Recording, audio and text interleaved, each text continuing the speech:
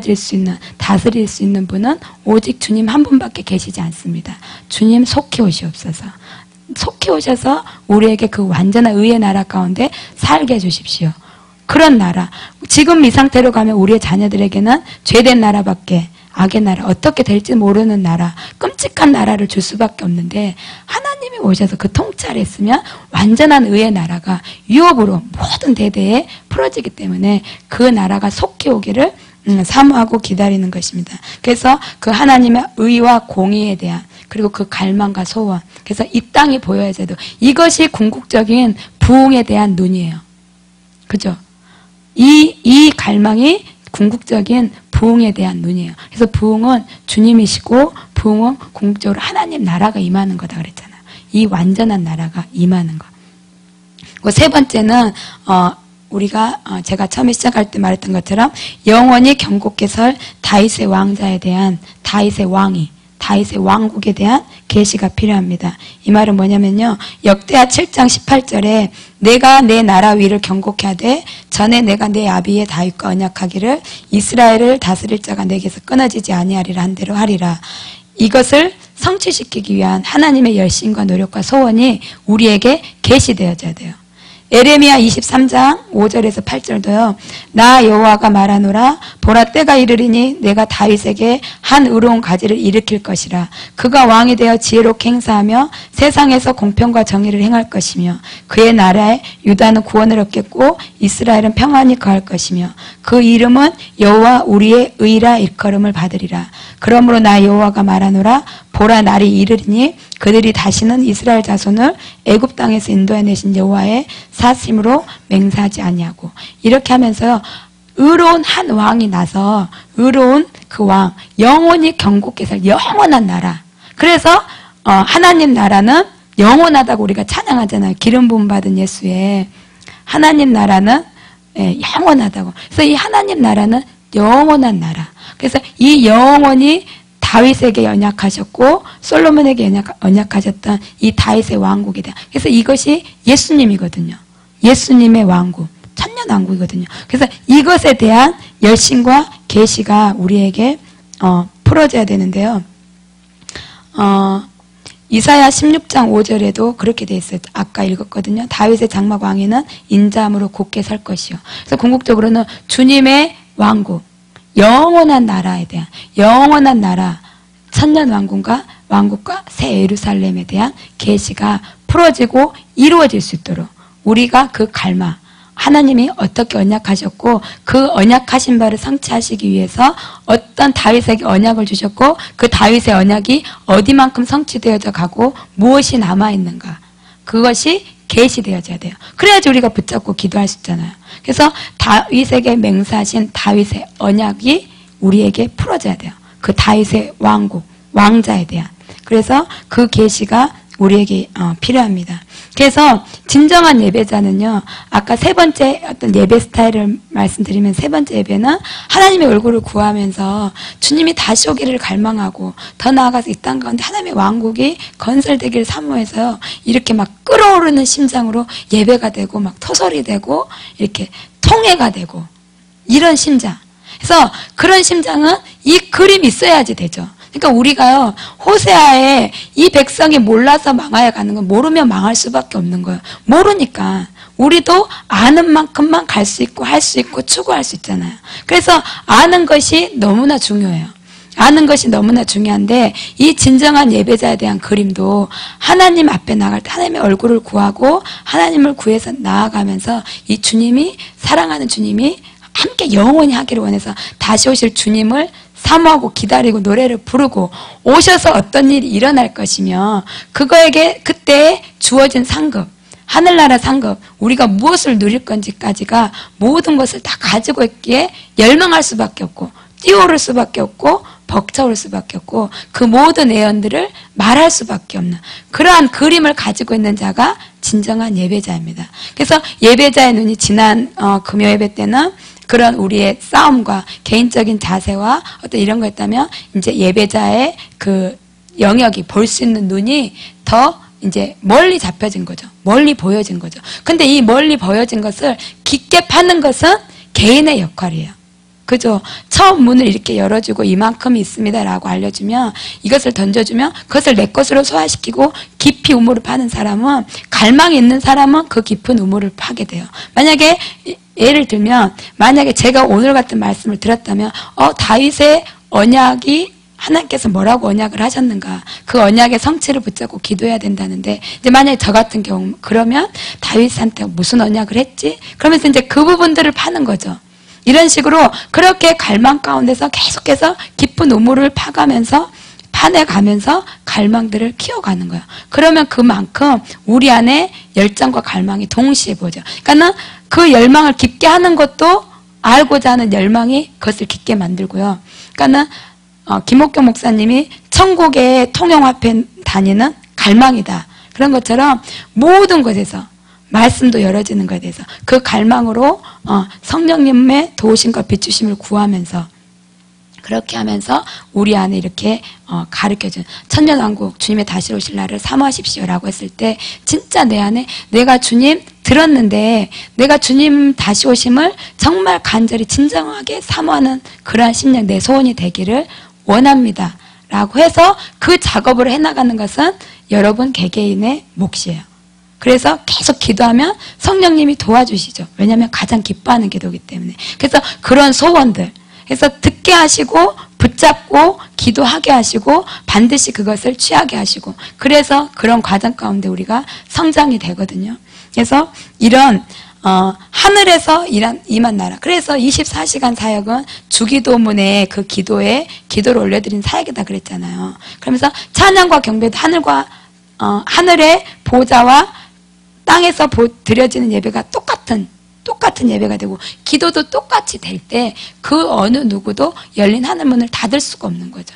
그 누구도 막을 수가 없고, 그런 것처럼 이러한 그림들, 주님이 다시 오셔서 천년을 다스릴 것이다. 그리고 그런 그림을 갖고 더 나아가서 새 예루살렘 성이 이 땅 가운데 임해서 내가 주님과 그 영원한 나라에서 영원한 안식과 최고의 그 행복 가운데 살 것이다. 이 그림을 갖고 있는 자랑 그림을 갖고 있지 않는 자랑 얼마나 틀리겠어요. 그래서 진정한 예배는 이러한 그림을 갖고 있고 정말 그것이 이루어지기를 소망하고, 또한 주님께서 받으셔야 할 찬송과 그 주님의 이름에 대한 열정, 주님의 이름 거룩히 여김 받으셔야 되는 그 열정. 그래서 주기도문을 풀면 풀수록요, 더 많이 풀면 풀수록 거의 이게 다 주기도문에 속한 거예요. 아버지 이름이 거룩히 여김 받으시고 하나님의 나라가 이루어지고 하나님 임하시고 뜻이 이루어지고, 이것이 더 깊어지도록 주기도문도 기도하시고 같이 이렇게 하시면서 하면 참 좋습니다. 그래서 실제로 다윗의 장막이 일어설까라는 거죠. 근데 그 다윗의 장막이 다윗의 장막은 지금 제가 말한 것 같은 예배 처소를 떠나서 하나님의 왕국을 다루고 있거든요. 근데 이 하나님의 왕국을 임하게 할 자들이 바로 지난주 사모님께서 말씀하신 한 세 사람인 거예요. 이방인과 이스라엘이 하나가 됐을 때 열방을 돌이킬 능력은 얼마나 강하겠어요. 그죠? 그러니까는 이방인들만 가지고도 전도 온 땅의 선교에 이만큼의 선교의 역사를 이뤘고 복음의 능력을 했는데요. 유대인은 존경하거든요. 저는 개인적으로 위대한 민족, 하나님의 그 언약을 붙잡고 그 언약만을 붙잡고, 주님을 못 알아본 것은 그렇지만 또한 하나님께서는 이방인을 위해서 그들의 눈을 가렸거든요. 그랬을 때 주님의 마음, 그리고 또한 분명히 하나님께서는 남은 자를 두셨다고 그랬고, 그래서 유대인과 이방인이 하나가 된 사람이 바로 한 세 사람인데요. 이렇게 연합되어졌을 때 이방인에게 부족했던 하나님의 말씀인, 하나님이 이렇게 말씀하시면 내가 죽어도 지키는 이 신념, 의지, 예루살렘 성벽에서 아직도 울고 있잖아요. 아직도 오실 메시아를 기다리고 있잖아요. 오신 메시아는 못 봤지만 아직도 그때의 구약 선지자의 포로 시대 때 다니엘과 에스겔을 통해서 메시아가 와서 우리 땅을 회복시킬 것이고, 그때의 그 말씀을 가지고 예루살렘 성전이 회복되어지기를 원하고, 그 언약을 가지고 한 가지 손으로 모든 민족이 돌아가잖아요. 그 위대한 하나님의 언약을 붙잡는 그 영성. 근데 우리는 또 그런 면은 좀 부족한 것 같아요. 의심도 많고 힘들면 또 좀 쉬었다 가고, 예, 그치만 또 전도와 성교와 하나님의 그 퍼져나가는 그 열정, 온 열방을 땅끝까지 이르러 그러한 열정이 합해질 때 그 하나님의 나라 이스라엘이 회복되고 하나님의 다윗 왕국이 그렇게 되면서 그 뒤에 말하는 만국을 기업으로 얻는 자들이 바로 이 한 세 사람.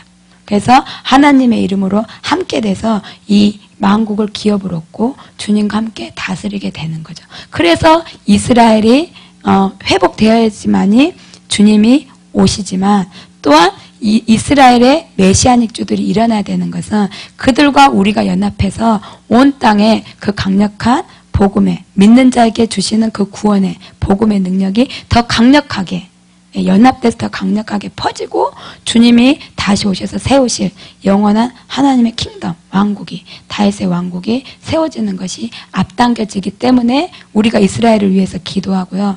그 다음에 중동이 그렇게 모든 나라가 이스라엘을 이렇게 죽이려고 하는 이유는 없애려고 하는 이유는 주님의 궁극적으로 주님이 다시 못 오시게 하도록. 왜냐하면 자기들이 통치하는 거. 적그리스도는 자기들이 통치하고 다스리려 원하잖아요.